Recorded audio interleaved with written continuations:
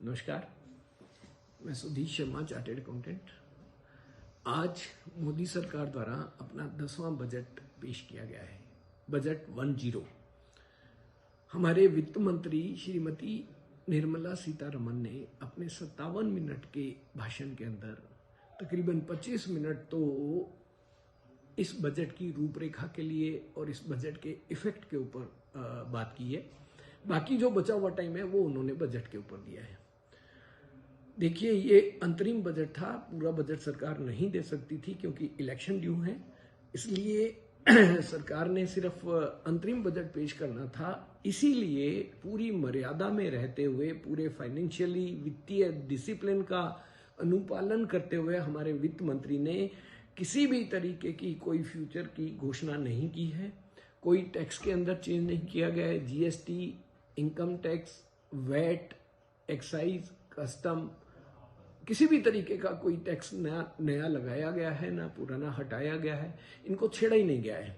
और क्योंकि अंतरिम बजट के अंदर इस तरीके की बातें नहीं होती है।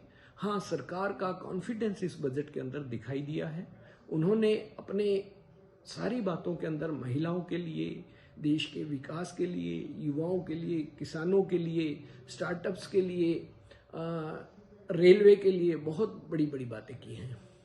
देखिए, किसी भी देश का जो डेवलपमेंट होता है वो उसके इंफ्रास्ट्रक्चर पे बात करता है। इतिहास में आज तक का सबसे बड़ा एलोकेशन 11,11,000 करोड़ का इंफ्रास्ट्रक्चर के ऊपर किया गया है।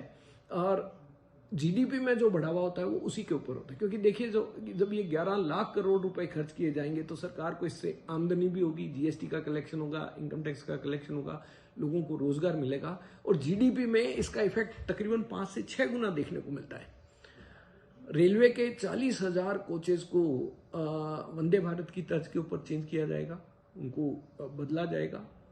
दूसरी तरफ अगर देखा जाए किसानों के लिए तो यूरिया को इन्होंने खाद के लिए जो बात की है बहुत ही दमदार बात की है। महिलाओं के लिए जो बात की है, 9 से 14 वर्ष तक की बालिकाओं को जो इंजेक्शन की बात की है, या आंगनबाड़ी और आशा कर्मियों के लिए जो आयुष्मान भारत की बात की है, या पीएम आवास के अंदर तकरीबन 5 करोड़ मकानों की बात की है, जिसमें 3 करोड़ पिछले 3 सालों में बन गए हैं, 2 करोड़ अगले साल के लिए प्रोविजन किया गया है और इसमें 70% महिलाओं को दिया जा रहा है।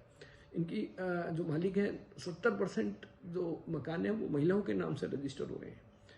इसी तरीके से तकरीबन उड़ान के अंदर 157 नए एयरपोर्ट खोलने की बात हुई है।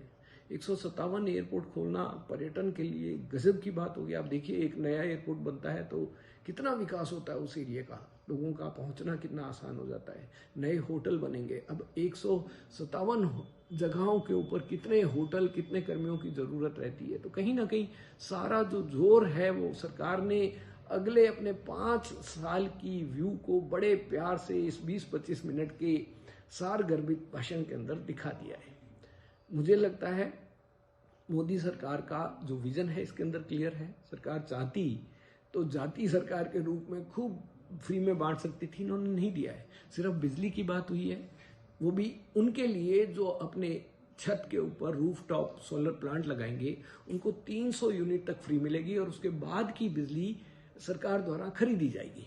1 करोड़ मकानों रूफटॉप सोलर प्लांट्स की अभी बात हुई है। मेरे को लगता है ये बढ़ाया जाएगा। हालांकि अभी बहुत ज्यादा इसके ऊपर काम हो रहा है, स्टेट गवर्नमेंट्स भी इनके ऊपर सब्सिडी दे रही है। लेकिन अगर इस तरीके का कुछ होता है तो कार जो इलेक्ट्रिक कार्स हैं उनके चार्जिंग यूनिट्स के लिए बात हो रही है।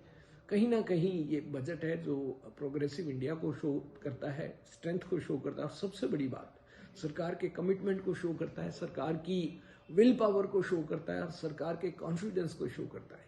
मुझे लगता है ये जो बजट दिया गया है सारगर्भित है, बहुत अच्छा है। इससे बढ़िया इस टाइम के अंदर बजट आ नहीं सकता था। धन्यवाद।